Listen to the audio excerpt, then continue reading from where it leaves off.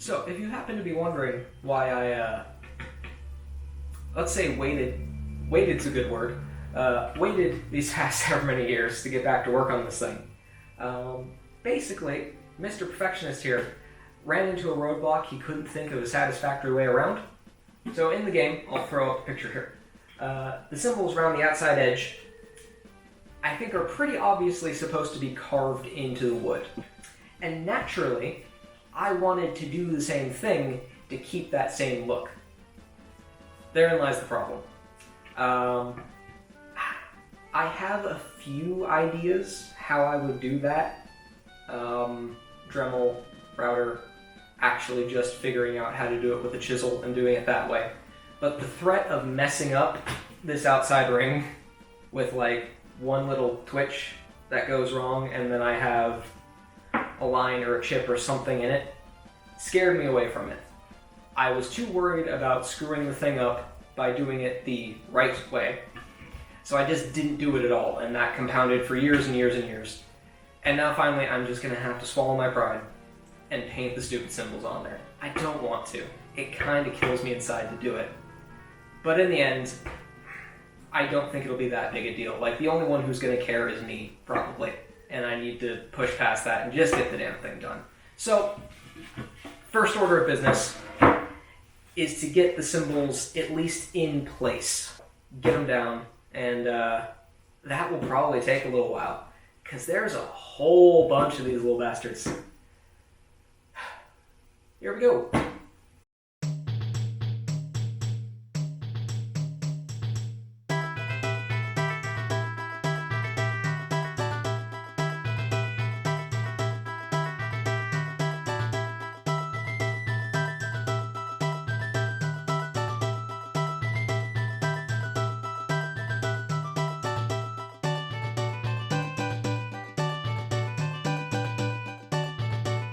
So after a little bit of sketching, I think I've got all the little templates that I'm going to need to make the outside of this ring.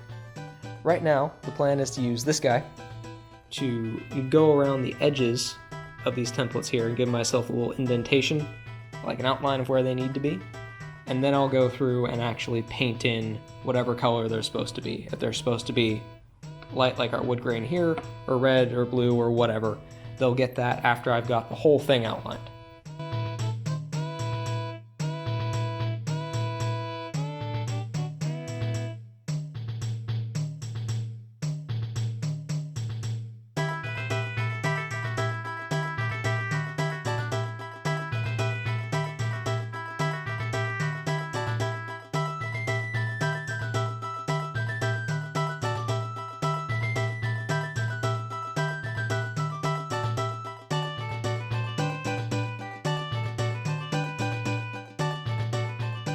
Alright, new day, time for paint. And bonus, the sun is actually out this time.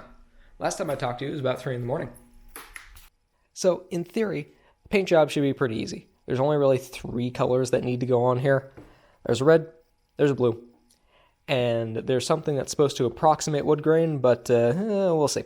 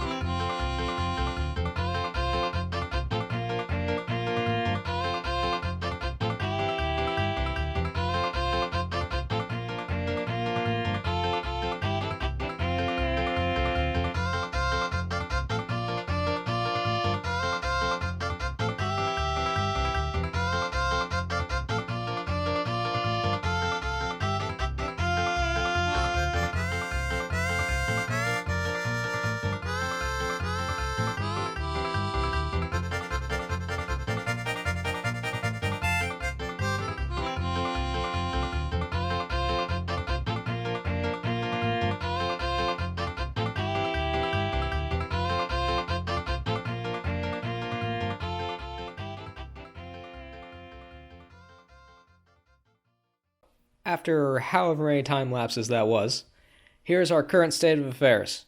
I've gotten a first coat of paint around all this stuff here. The colored symbols have 2 or 3. I think the blue ones have 3.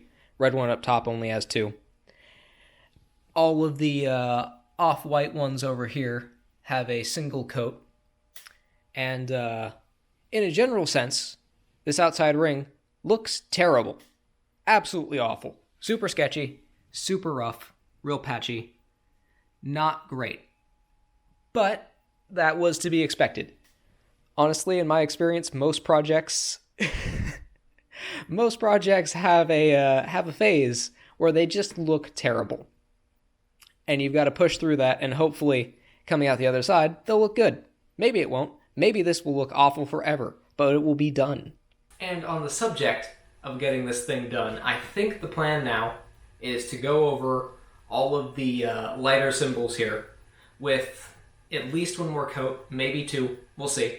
I'm going to do that off camera, spaced out over a couple days as to not drive myself insane, because doing this all in one night sucked.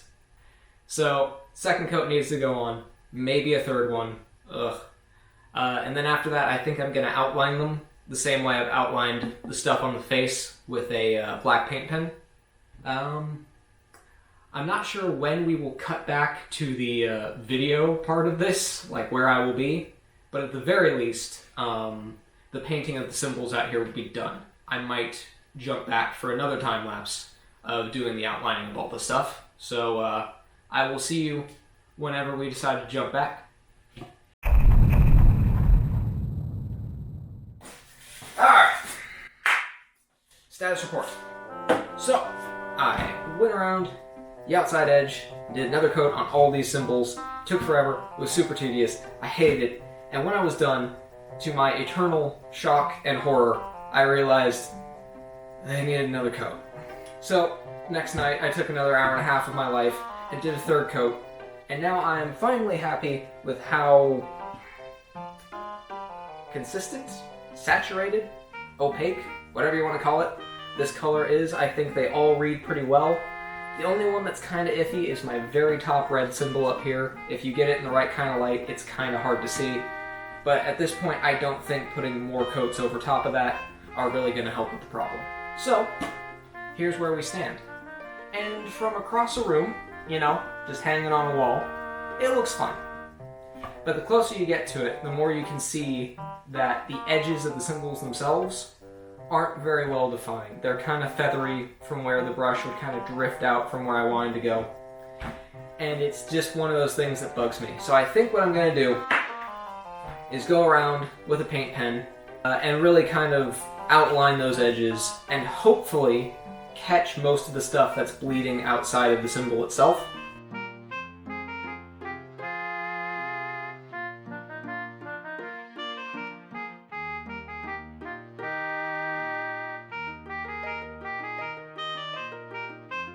That was a lot less painful than I thought it was going to be.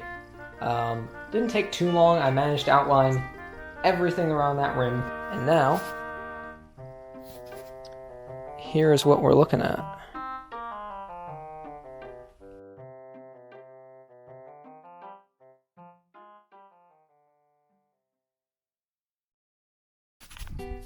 Okay, been a few days. Paint's dry. Time to do clear coat. But first... Hey there, I'm making another video. You're in it now. Okay, sweet. Yeah. How's it going? People. Oh, shit. Now you're breaking my things. Yeah, so that's Miguel. You guys haven't met him yet, which is weird because we shot... Camera? There we go. Hey. Hey, which is weird because we shot like a road trip video 2 months ago. But that'll come out eventually. Anyway, he's unrelated to this, mostly. He was just coming over, and I figured I'd take advantage of the good weather and get clear coat down on this thing. But now that I'm out here... It's windy, ain't it? Yeah, get a shot of this. Oh, paint shaking. It's great. Mm-hmm.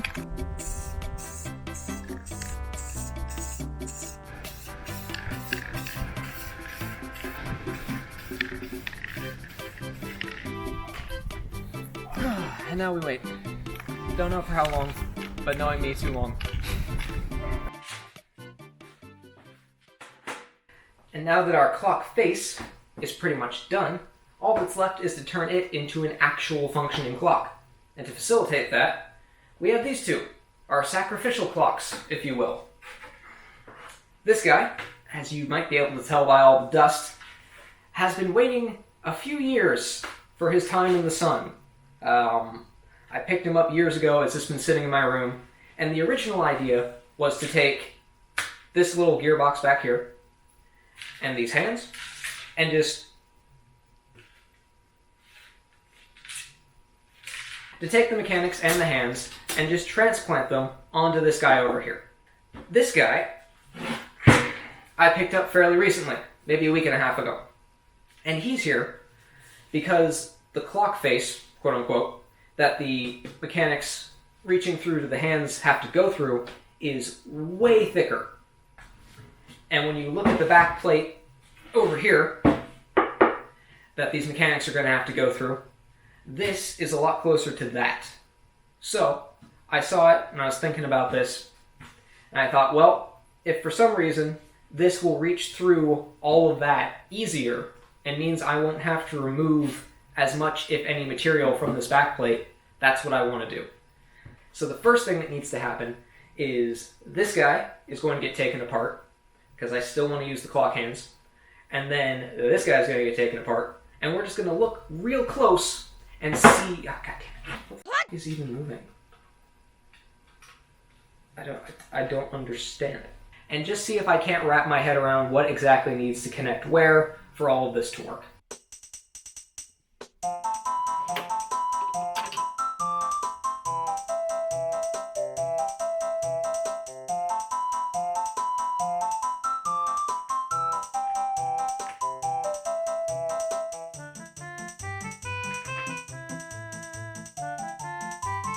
Following a small explosion, we have separated this from the clock face. Got all our stuff, right? Problem is, I think I was right. It looked like it had to cover almost zero distance from the mechanic box here through to this clock face and into the hands. Meaning that me just trying to transplant this onto this ain't gonna go so well. So now, we are gonna take a look at this guy. Got the hands off. That was the easy part. This thing here, this guy, connects to this guy. He really does not want to move. Like, he really doesn't want to move. And I'm worried about shattering everything, trying to get it to go. So, what's gonna follow now is some very delicate surgery.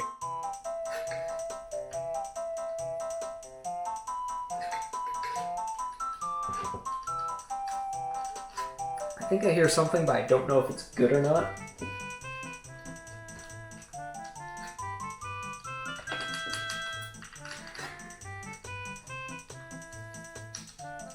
Oh, yeah.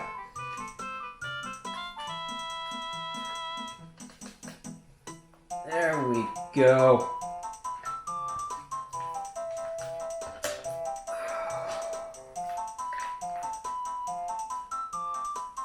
Beautiful. Look at that. Success. Alright, so now that we've got both of these disassembled and we can actually see what we're working with mechanics-wise, we have got option 1 and option 2.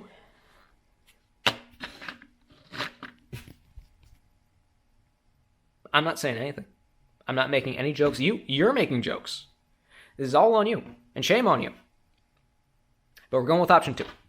And now we are drawing closer to by far the most terrifying part of this project, which is that.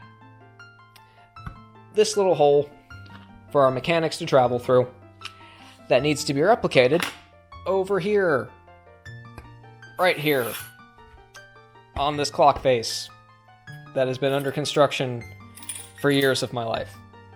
But before I can even have the chance to fuck it up, I need to figure out exactly the diameter of that there hole. And I think the easiest way for me to go about it is to just try a bunch of drill bits until one of them fits.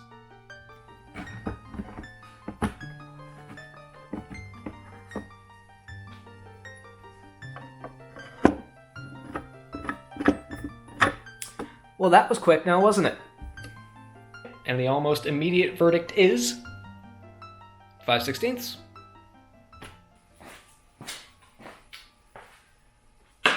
Alright, well, the time has finally come. And instead of doing anything overly scientific to figure out where I'm going to put this hole, I think I'm just going to eyeball it. Now, I know a fair number of you are yelling at me from behind your screens, but listen, everything on this clock face is kind of off already. Like, this thing looks good from a distance, but if you look real close at it, the position of everything is kind of wonky. So I'm just going to be a free spirit and go with what appears to be right for the first 20 seconds that I look at it, and live with my decision for the rest of my life.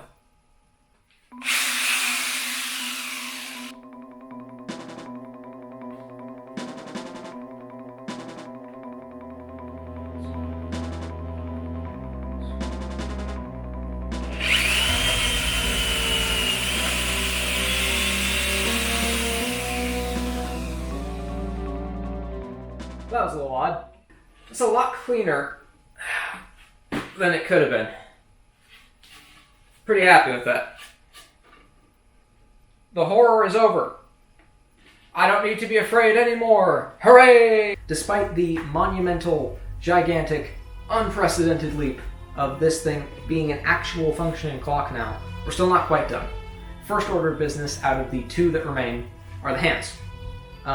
Between last clip and this clip, I did some test fitting, and surprise, surprise, the hands that came with this particular mechanic gearbox thing work just fine. So hooray!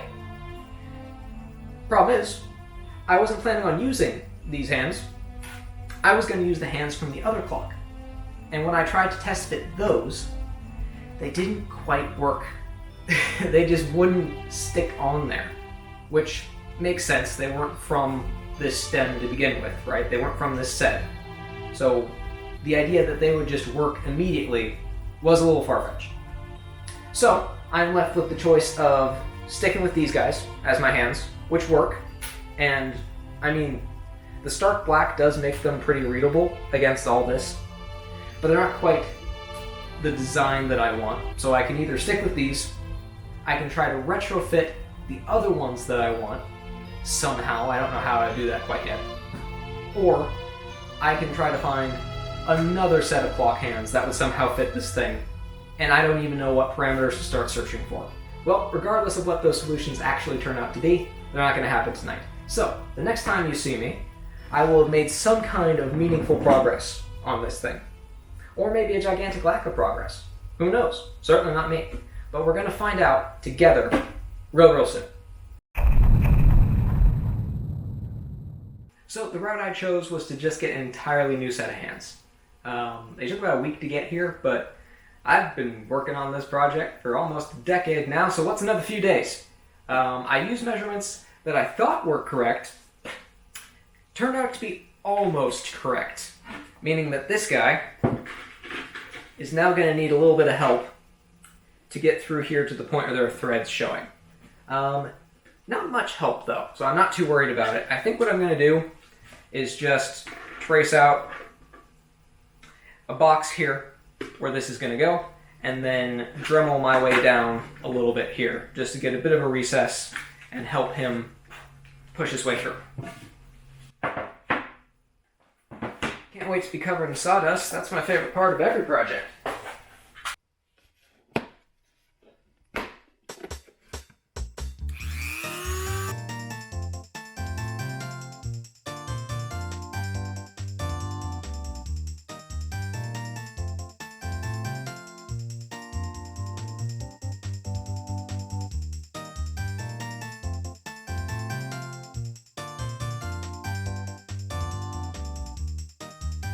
Well, It's definitely not the prettiest solution in the world, but it sure does work. Alright, one haphazard assembly later. And hey, would you look at that? It's finally a clock. An actual working clock. It tells the time. That's the right time. Because I hate myself and always work late, but that's the right time. I think the only thing that I'm not quite happy with is the color of the hands. Especially up here with the wood grain and this lighter yellow and all that. It isn't super readable. So that's going to have to change. And I've been thinking about it, and I think instead of just going with like a flat black, which I could do, I'm going to do something a bit more thematic.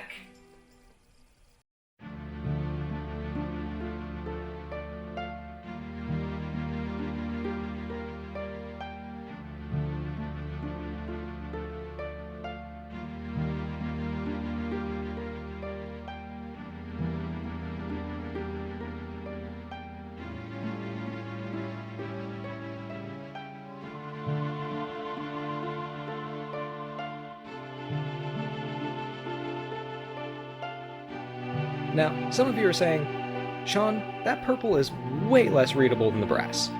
And you know what? You're right. I still like it way more.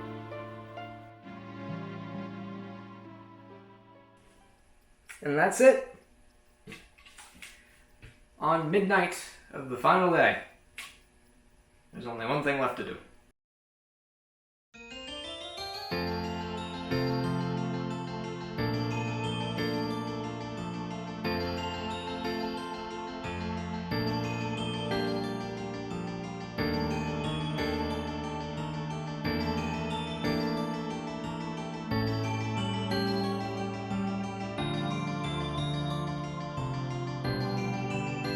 Well, this is a sight I have waited a very long time to see. And maybe some of you have too. But even if you just stumbled upon this video today, or a year from now, or 10 years from now, or whatever, thank you very, very much for dropping in. I'm really happy with how it turned out. Just like with everything in life, the perfectionist in me isn't 100% satisfied. But it's impossible for me to look at this thing and not smile. I am so happy with how it turned out, and I'm happy that it's done, and it can now follow me wherever I may roam, on whichever wall I so choose. And now that this multi-year odyssey is finally coming to a close, I can say thank you all very, very much for watching, and I will see you in the next one.